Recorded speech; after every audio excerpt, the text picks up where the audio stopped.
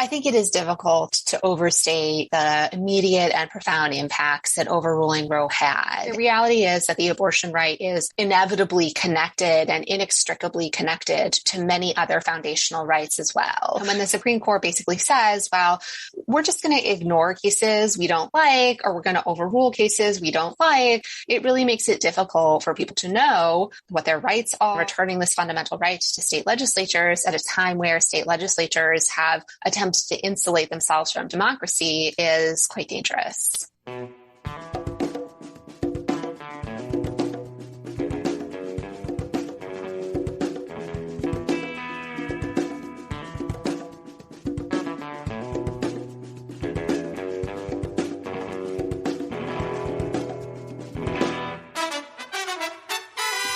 Welcome to episode 123 of the Refuse Fascism podcast, a podcast brought to you by volunteers with Refuse Fascism.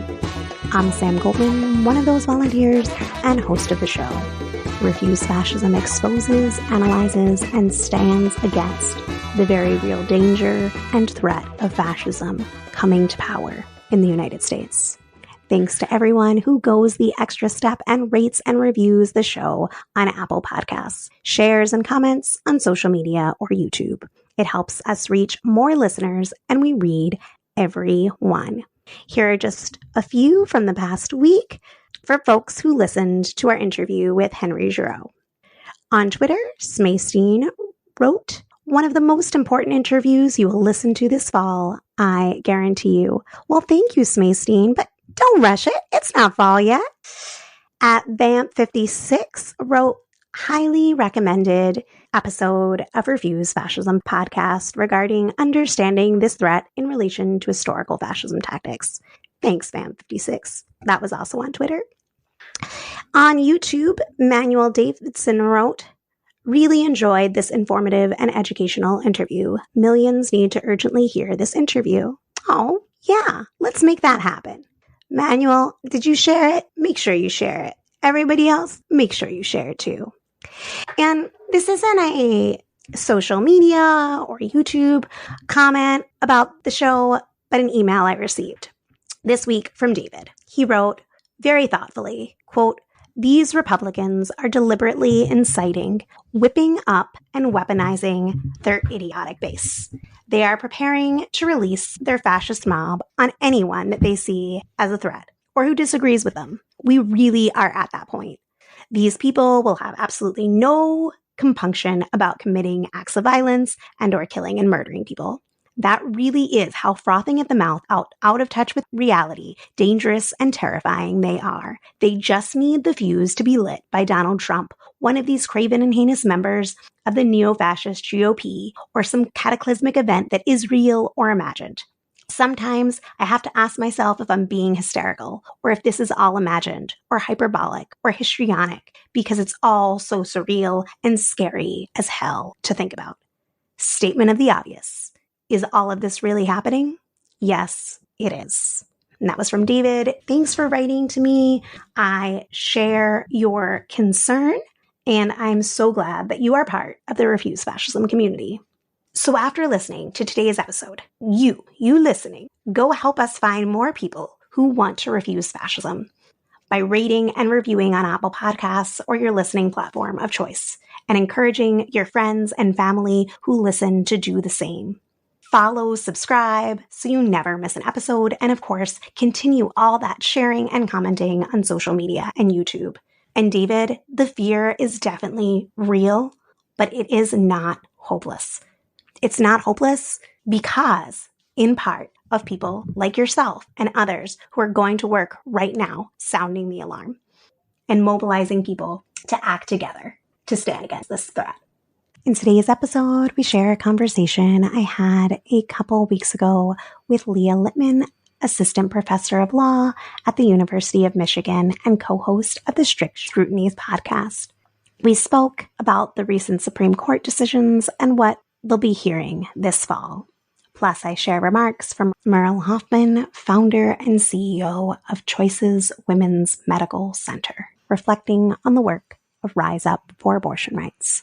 But before that, we need to talk about the extreme danger posed by the fascist threat, which is rapidly accelerating, turbocharged, if you will, post the FBI's lawful search of Trump's Mar-a-Lago, where they found and removed classified documents. I want to reiterate a point made last week. The danger of fascist violence and fascist takeover is crystal clear to anyone remotely paying attention. This doesn't mean the outcome is already shaped, but the trajectory right now, as it stands, is towards continued intensification. We posted on our website, refusefascism.org, some recommended reading on this danger. Tens of millions of Republifascists, those in power and those that support them, have thus far demonstrated complete support for Trump's lawlessness, including his orchestration of a fascist coup and the lethal fascist violence that took place during the January 6th insurrection. For anyone who has been living under a rock since January 7th, 2021, and had any doubts of this, look to the latest exhibit, the complete shellacking of Liz Cheney, who voted with Trump 93% of the time and was the third highest ranking Republican, but opposed the coup attempt. Note of the 10 House Republicans who voted to impeach Trump, only 2 will make it to the general election this November. The complete transformation of the GOP into a fascist party, purged of anyone who doesn't toe the line of Trumpism 100% and the big lie. We've said this often, but it becomes more and more real every day. This fascism will not be resolved by voting alone. We voted Trump out, but we can't simply vote away the fascism. I wanted to share some additional insight from folks who've been studying this closely. This being the intensification off of the Republifascist response to the FBI search of Trump's Mar-a-Lago. Chauncey DeVega recently wrote in an article for Salon.com, quote, "It is abundantly clear that Donald Trump will engage in acts of revenge and retaliation against public officials and others who support the rule of law, democracy, and the Constitution if he manages to regain power in 2024. He thought he was a king during his first term. Now he will be a mad king, unleashed and unrestrained," end quote. While this mad king may not be the GOP presidential nominee, his protégés offer no respite from the fascism. This week, Florida Governor Ron DeSantis stumped for fascist candidates in Pennsylvania and Ohio, a sign of his rise to national importance. Video is circulating from one of his speeches where he shouts, quote, "We must fight the woke in our schools. We must fight the woke in our businesses. We must fight the woke in government agencies. We can never, ever surrender to woke ideology. And I'll tell you this, the state of Florida is where woke goes to die," end quote. There is much dying in Florida, much at stake in this fascist laboratory. And what he said is incredibly dangerous neo-McCarthyism, whether woke is code for Black folks, for what they aim to do to LGBTQ folks, what they are doing to LGBTQ folks in Florida, whether it's for the left or anyone they deem a threat. He also tweeted a quote from his Ohio speech, quote, "Get ready for battle, put on the full armor of God," end quote. And in a moment where these fascists are literally trying to shoot up FBI offices, where they are committing mass shootings, where they are preparing to redo January 6th, but this time win, it should be clear that he isn't talking about metaphorical violence. Meanwhile, his quote-unquote election crimes office, which he established in the service of Trump's big lie, also came out guns a-blazing this week. Instead of the ballot harvesting and massive schemes they were supposedly going to find, they rounded up 20 people who seemingly didn't know that they hadn't been eligible to vote when they cast their ballots on 2020. Nonetheless, they are casting this in the most deadly serious terms, riling up their base against quote-unquote murderers in the name of a vengeful, warlike God. Jeff Charlotte wrote this warning that I think is incredibly important to consider. Quote, "This primary defeat or that victory or this courtroom maneuver may affect who's up on the surface, but such changes mostly don't mean much to the pull beneath. We're in a season of political violence. We are allowing ourselves to be carried slowly towards civil war," end quote. And lastly, I want to suggest people read Sarah Posner's recent article that was published by Turning Point's memo that is titled "The Christian Right Plots, How to Avenge the FBI Raid." In it, she writes, quote, Themes of war, actual and spiritual, abounded. A call to arms for Trump's Christian followers who are being primed to believe that just as law enforcement came after Trump, it will come after them, end quote. She goes on to say, quote, in this upside-down world, Trump is sanctified and besieged, and everyone else is getting away with unspeakable crimes. If the past week's worth of Christian right media coverage of the Mar-a-Lago raid is any indication, we should expect ongoing, escalating attacks on anyone perceived to be an enemy of God's anointed, persecuted president, end quote. And before I share the interview, I wanted to talk about Kansas briefly. As you'll hear, Leah mentions in our interview what happened in Kansas. People overwhelmingly vote no on a referendum to institute an abortion ban. Should provide hope for people in this moment. This is a great thing in that it will save lives. It will give some women and girls and others who can become pregnant significant freedom to chart their future, at least for the time being. But how people understand this matters. The machinery of the Democratic Party and mainstream media, and to be honest, the repro rights movement more generally, are already going into overdrive to train people to understand this win as an excuse for complacency, where in reality, it should be proof of just how much we have going for us in a struggle that is only heating up. The fact that in this rare case, where to some extent the question of abortion rights was put to the people, they answered hell yes, that should be an inspiration to fight harder. But it must be made clear that this will not be resolved through the ballot box, as fascists seize every lever of power by hook or by crook or through brute force, with a mobilized minority ready to die for their hate-fueled fascist mission. A majority that opposes them, but stays silent, has not and will not slow them down. Elections will not stop them alone. It's time for determined struggle. Political struggle out in the streets. It's time to transform a culture of silent, passive decency into one of deafening demands for this most fundamental right, for women to control their body. Now, here's my interview with Leah Litman. I am happy to welcome onto the show Leah Litman. She is an assistant professor of law at the University of Michigan Law School, where she teaches and writes on constitutional law, federal courts, and federal sentencing. She is also the co-host of Strict Scrutiny and co-founder of Women Know the Law. Welcome, Leah. Thanks so much for joining us. Thanks so much for having me. So I wanted to start with this past session of SCOTUS. It marked the first session of the Trump-stacked 6-3 supermajority of what I consider to be Christian fascists and right-wing extremists. They issued, I think, in full decisions, something like 58 cases, where they moved aggressively to unleash gun violence, moved to break down the separation of church and state, cripple the ability of regulatory agencies like the EPA and CDC, create a landscape where Miranda rights don't matter, innocence doesn't matter. If you're on death row, evidence of innocence doesn't matter, that is, that it can be kept from being entered into your appeal, moving to erode tribal sovereignty, and much, much more. On previous episodes of this show, we've touched on particular cases, most notably Dobbs, and the immediate ramifications and how such decisions are greasing a path to what we see as a theocracy. And I wanted to get your perspective on what you feel were the big themes of this last session for people of conscience. What were the overarching lessons that you think that we need to be taking in and understanding in terms of the new world that this court is helping usher in?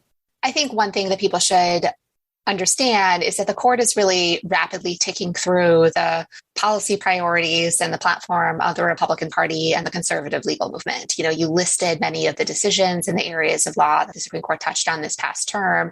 Those, of course, are many of the biggest issues, you know, in the Republican Party platform, be it issue of abortion rights, the issue of gun regulations, the issue of climate regulation, the issue of restraining the federal administrative state, giving states greater power over native nations, the issue of separation of church and state and greater protections for at least certain expressions of religious liberty. Those are all positions that the 2016 Republican Party platform that was carried and represented by President Trump, who nominated 3 of the current justices on the court, highlighted. And so people should expect that that is where the court is going to continue to go in the near future.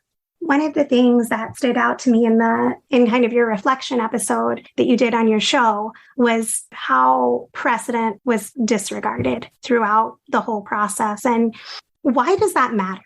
So in case after case, issue after issue, the Supreme Court limited, overruled, or just ignored many of its prior decisions. And, I can go into specific examples, but that matters for any number of reasons. One is it really undermines the stability that the law can provide. People rely on precedents to give them a sense about where the court will go in the future, to give them a sense about what state governments, federal government, administrative agencies can do. They go read a court decision. They ask, well, what reasons did it provide? What legal tests did it adopt? What principles did it espouse? And then they can apply that to a different set of facts and know, how that case is supposed to come out.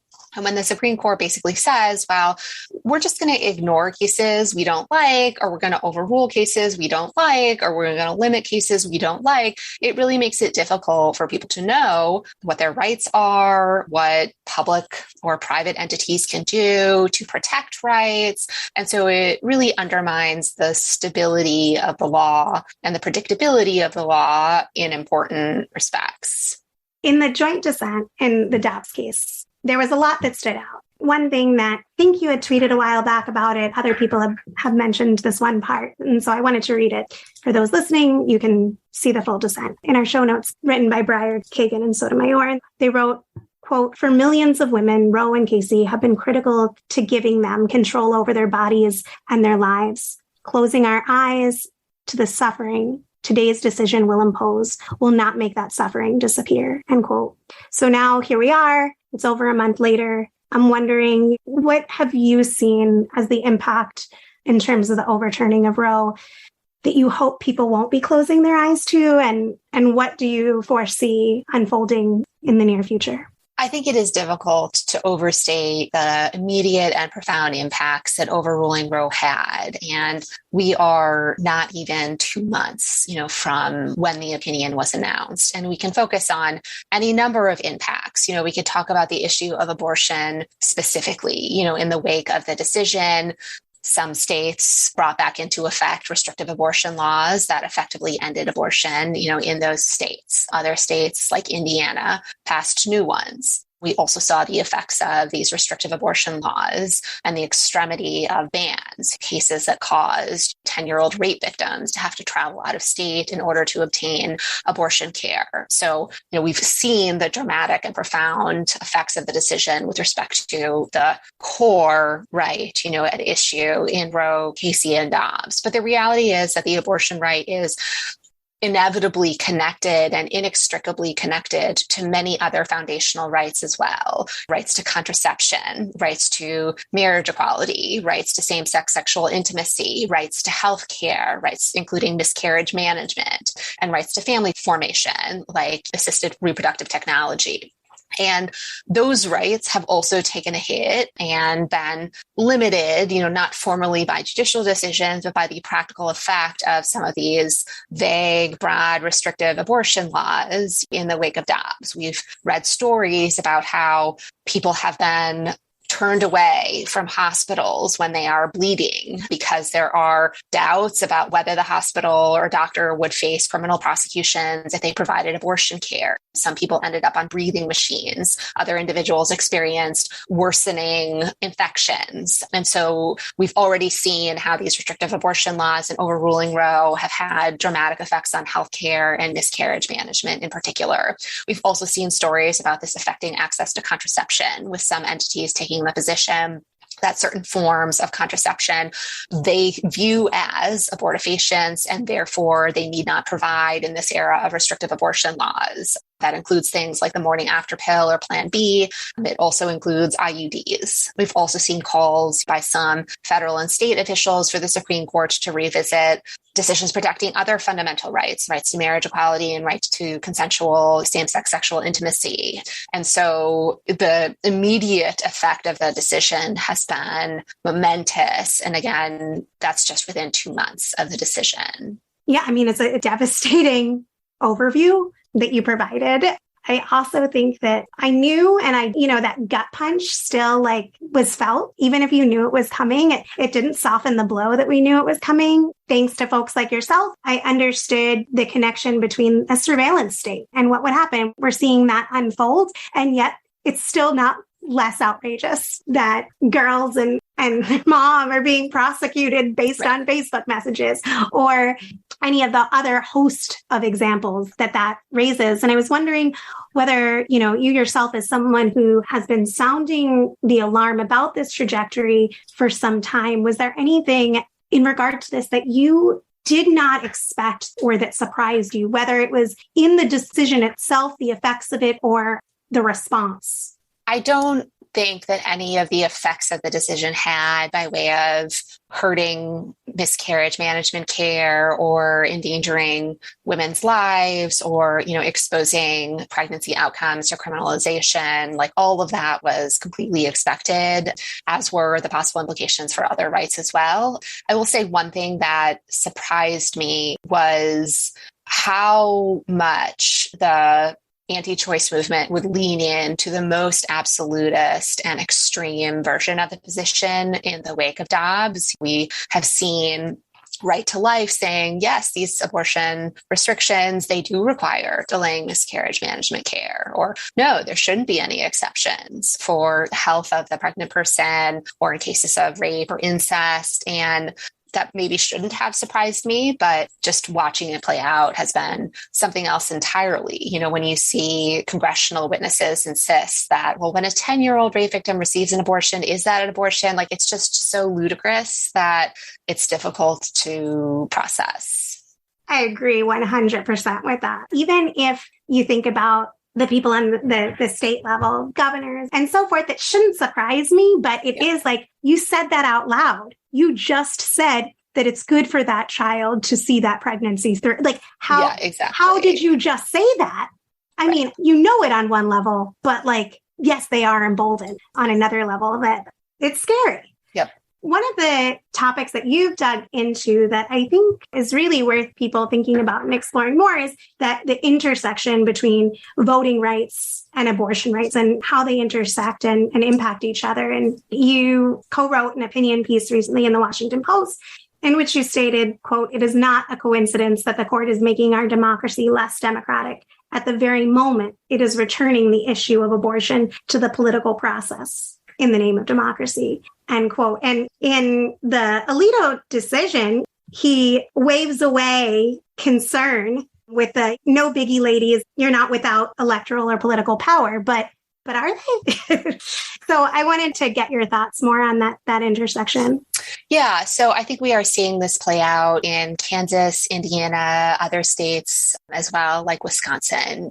We saw in Kansas that the Kansas legislature added a ballot initiative that would have rescinded protections for abortion rights, but the people of Kansas rejected it. And I think that's a perfect example about how state legislatures in an era of partisan gerrymandering, vote dilution, voter suppression, vote discrimination, and other things are possibly disconnected from the will of the people and not representative in important ways. And that makes it an especially dangerous time to return this fundamental right to state legislatures who can restrict it even when a majority of the people, or in the case of Kansas, super majority of people don't want them to. We saw the Indiana legislature called a special session in which it enacted this restrictive abortion law after the high-profile reporting about the Indiana doctor who provided abortion care to the 10-year-old rape victim. And to my mind, I don't really imagine that the people of Indiana view the issue of abortion care that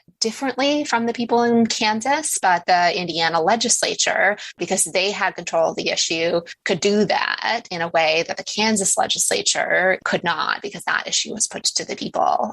And to take another example, Wisconsin, that's a state that has a pre-Roe criminal abortion ban on the books. And there, the governor is a Democrat. So a majority of voters wanted a Democrat who doesn't want to ban abortion in all instances in office. But the Wisconsin legislature is one of the most heavily gerrymandered legislatures in the country. And so they're not going to repeal the criminal abortion ban, even if a majority of voters want them to. And I think that, again, returning this fundamental right to state legislatures at a time where state legislatures have attempted to insulate themselves from democracy is quite dangerous. How does this connect, or maybe it doesn't connect, with something like a national ban on abortion? It connects in the sense that at the federal level, the Senate apportionment scheme is skewed in favor of Republicans right now. The Senate scheme gives 2 senators to every state, and that makes it easier, for Republicans to obtain control of that chamber relative to Democrats. The same is true of the Electoral College, which apportions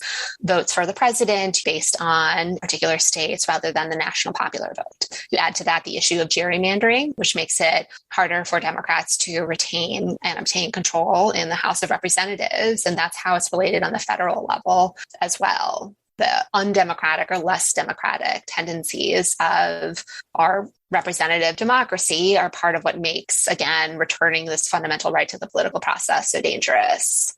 Thanks for clarifying that. I was glad to hear you testify before Congress recently, and you said a lot of things, but one of the things that you said that stood out in particular was that people are rightfully unsure about what their rights are on any given day. Politicians and advocates are claiming broader and broader authority over individuals, broadcasting plans to restrict other rights related to autonomy, personhood, family, and home that so many people rely on. And I was hoping that you could talk some about how you think this feeds into what I see are fascist plans, but if you want to use the framework of right-wing or federalist plans, or however you view it, to remake society. And how do you see it impacting, the importance that puts on resistance in various forms right now? Yeah, so just on the uncertainty of rights, in particular, here in Michigan, we're another state that, like Wisconsin, has a pre-Roe criminal abortion ban on the books. And that law is being challenged. And we have an upcoming ballot initiative that would add explicit constitutional protections for reproductive freedom to the state constitution. But so long as that hasn't yet happened, and so long as this criminal abortion ban is nominally on the books, any given day, there's a news story about this court ruling or that court ruling that potentially allows county or local prosecutors to enforce the law and raises questions about the availability of abortion care. And that necessarily raises questions about access to various forms of contraception as well. And, I think that the overruling of Dobbs has really emboldened, as I was saying, the more extreme absolutist elements of this movement, not only with respect to the issue of abortion, but also with respect to the issue of contraception, also with respect to the issue of marriage equality, also with respect to the issue of consensual sexual intimacy. We've seen different senators calling for the court to return the issue of marriage to the states. We've seen statewide elected officials make similar calls. And I don't know that there would have been all of this fervor and renewed energy at rolling back these rights that people rely on so much and that are so much a part of who people are as people and affect the most personal aspect of their lives without Dobbs.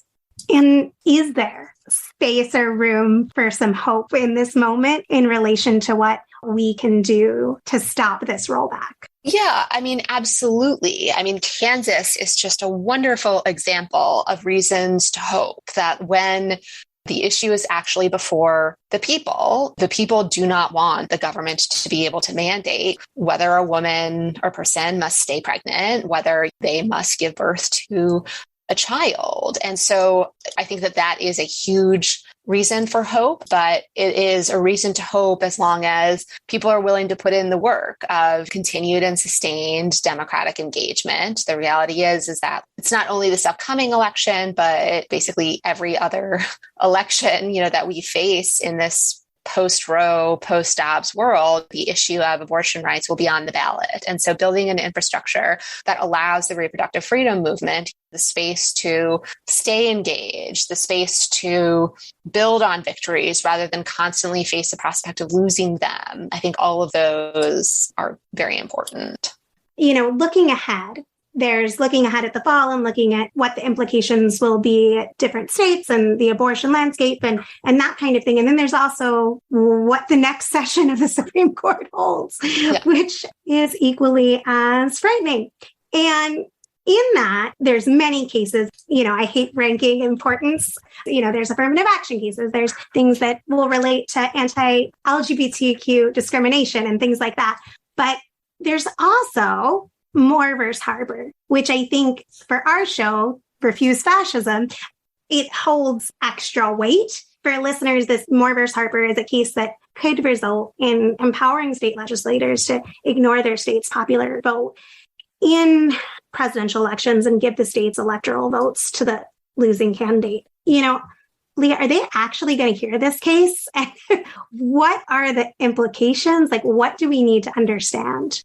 So I think the precise issue in Moore versus Harper is about whether state courts can protect voting rights on the basis of state constitutions. Now, the theory about why they cannot do so is that the Constitution requires state legislatures and state legislatures alone to set the rules regarding federal elections. And the prospect that the court would say, state legislatures are unbound by state constitutions when it comes to voting rights is dangerous because it would allow, state legislatures to engage in partisan gerrymandering, even where, a state constitution forbids it, or even where, a state constitution would want to allocate the authority to draw districts to an independent redistricting commission. It might also not allow, let's say, a secretary of state or attorney general to expand a deadline for receiving absentee ballots in the event that, say, a global pandemic happens during an election. But I don't think that even if the Supreme Court embraces that theory, which I think there is a good chance that they will, it doesn't necessarily mean that the legislature could, after an election has happened, throw out all the votes and just appoint electors to select their favored candidate. There's a difference between saying the legislature must be the one to set the rules in the lead up to an election and saying the legislature gets to throw out all the rules after an election has occurred. Now, would the Supreme Court, if it embraced the first, potentially embrace the second? Possibly, but I don't think that this case is going to determine the outcome to that. It's still extremely important, again, because it could eliminate significant protections for voting rights against partisan gerrymandering or voter discrimination or voter suppression or vote dilution, you name it. And then the other pair of cases that I would add to Moore versus Harper are other voting rights cases about what the protections of the Federal Voting Rights Act are, and specifically when and whether the Federal Voting Rights Act prohibits states from drawing districts in ways that dilute the voting power of racial minorities. And is my understanding correct that this past term, there was a couple similar cases to that? So this past term, what the Supreme Court did is after lower federal courts had concluded, states drew maps in ways that, in violation of the Federal Voting Rights Act, diluted the voting power of racial minorities. The Supreme Court said, you states can use those maps anyways, but they didn't actually explain why that was. That is, they didn't issue an opinion that says, actually, the Voting Rights Act doesn't really prohibit states from diluting the voting power of racial minorities this way. They are actually going to formally hear argument in those cases next term and will issue an opinion that provides their reasons about why the Voting Rights Act is so limited that it allows states to draw districts in ways that dilute the voting power of racial minorities. I appreciate that clarification. I want to thank you so much for coming and sharing your expertise, your perspective, and your time with us. And in addition to people listening to Strict Scrutiny, where else can they go to find more from you? I am on Twitter, so you can follow me there. I also sometimes write for different publications.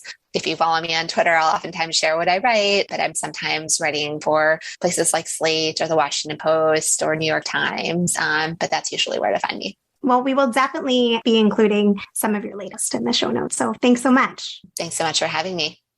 We learned this past week about the horrific torture of Nancy Davis of Louisiana, who, after being given the devastating diagnosis that the fetus she's carrying had a fatal condition preventing it from forming a skull, she was denied an abortion as the condition wasn't among the exceptions to the state's abortion ban. The state is torturing Nancy, punishing women for any pregnancy outcome that isn't the birth of a healthy infant. This is fucking criminal. My heart goes out to Nancy and all those being forced to give birth against their will. We can't accept this nightmare. On Monday, a 16-year-old girl who was pregnant and seeking an abortion was told by a Florida court that she was too immature to get an abortion, but just the right age to have a child against her will. These are just two of the gut-wrenching stories that show us, yet again, a glimpse of the future that the Christian fascists are fighting for and prepared to lock in, with the win of overturning Roe as wind on their back. This is why, whatever else we do, what is most decisive is this. We must call forward the fury of millions of women and all who love justice to fill the streets and reverse this whole direction, to win legal abortion on demand nationwide. Next, you'll hear an excerpt of a presentation given by Merle Hoffman, founder and CEO of Choices Women's Medical Center, one of the country's first abortion centers, and co-initiator of Rise Up for Abortion Rights. Her presentation was on abortion, love, power, and resistance, and was given Sunday, August 14th at the New York Society of Ethical Culture. The excerpt I'm sharing is Merle reflecting on the work of Rise Up for Abortion Rights. Follow Merle on Twitter at Merle Hoffman. Learn more and get involved with Rise Up for Abortion Rights by visiting riseup4abortionrights.org or follow Rise Up for abortion on Twitter. If you or someone you love is in need of abortion services, visit ineedana.org for help finding an abortion clinic nearest to you. Visit aidaccess.org for information on accessing abortion pills for those who do not have the possibility of accessing local abortion services. Roe has been overturned. This was not news to me because I saw this happening for many, many years.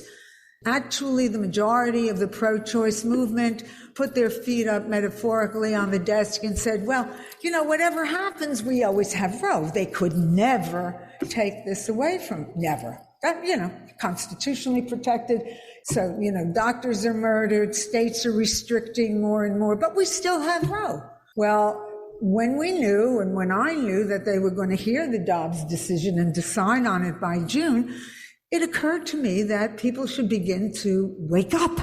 This, in my mind, especially when Trump illegitimately put those 3 Supreme Court justices on, right-wing fundamentalist theocrats, I said to myself, there is no way that Roe is going to stand. So around January, I took a look around, and what I saw and what I heard was an absolute deafening silence. Everybody in the movement was getting ready for a quote-unquote post-Roe world, as if this is going to happen. We have to get used to it. So let's plan how we're going to accommodate to half of the women of America losing their fundamental human and civil rights. Now, this to me was, surrealistic, egregious, and absolutely the wrong strategy.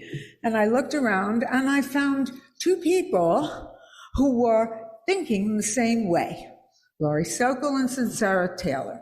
And we spoke, we got together, and we initiated what is now called, and thank you so much for that wonderful Rise Up song, Rise Up for Abortion Rights. So what our slogan says, abortion on demand, and without apology. And without apology means that whatever the decision is that you make about why you can't parent at this moment in time is the right decision, that no man nor state can define, judge that, or control that. The other thing we say now is legal abortion on demand nationwide.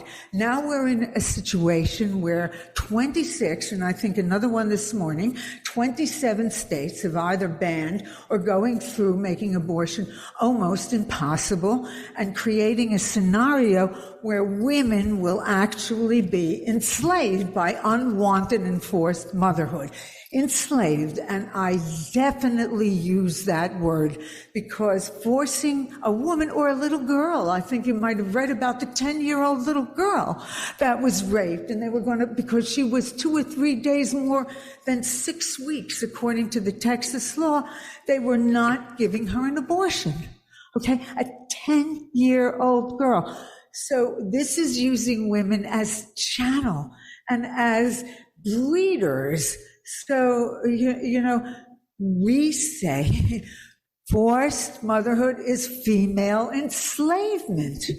And we started in January by going to the Supreme Court, January 22nd, where maybe there were 20 people, and we rose up and we said our statement and we made this point, and then the next one, I went back to St. Patrick's Cathedral 39 years later, or 33 years later, had my hanger and repurposed the speech. Women's rights are in even more of a state of emergency now, even more of a state of emergency.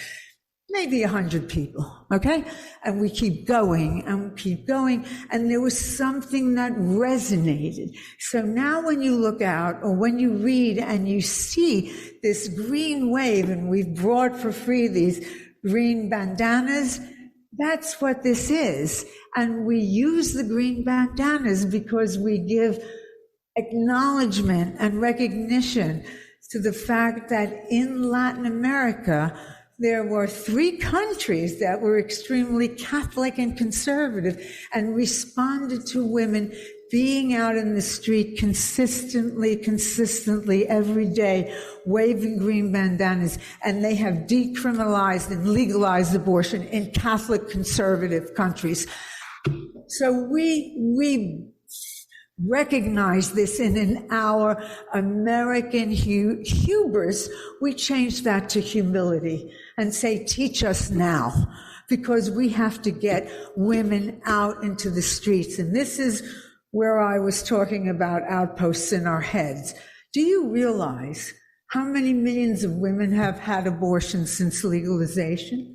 Millions.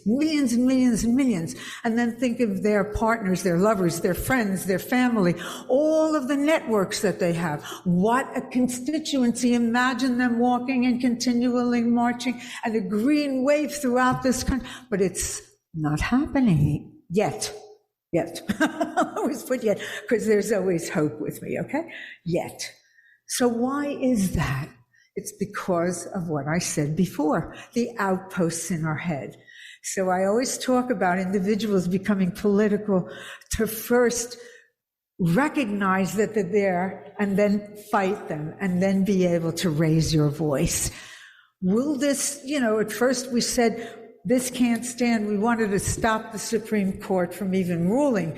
That didn't happen, okay? A girl can dream. We wanted to do it, but it didn't happen. But what we built and what we continue to build is a very, very powerful movement of resistance. Thanks for listening to Refuse Fascism. We want to hear from you. Share your thoughts, questions, ideas for topics or guests, or lend a skill. Tweet me at Sam B. Goldman or drop me a line at samanthagoldman@refusefascism.org, or leave a voicemail by visiting anchor.fm/refuse-fascism and hitting the message button. Want to support the show? Awesome! It's simple. Show us some love by rating and reviewing on Apple Podcasts or your platform of choice. And of course, follow, subscribe so you never miss an episode. Chip in to support our pod and content creation to help people understand and act to stop the fascist threat. You can donate by visiting refusefascism.org and hitting the donate button.